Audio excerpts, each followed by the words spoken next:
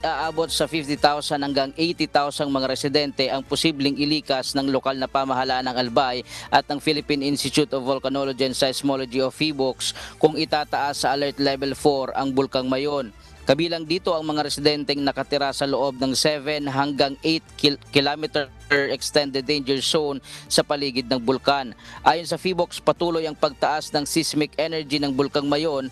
Sa tala ng ahensya, 6 sa 16 na monitoring station ng Mayon Network ang nakapagtala ng mas mataas na real-time seismic energy. Simula kahapon, January 11, tuloy-tuloy din ang namamataang pamamaga ng dalisdis ng bulkan. Umabot na rin sa mas mababang bahagi ng Mayon ang inilalabas ng mainit na materials o pyroclastic density current.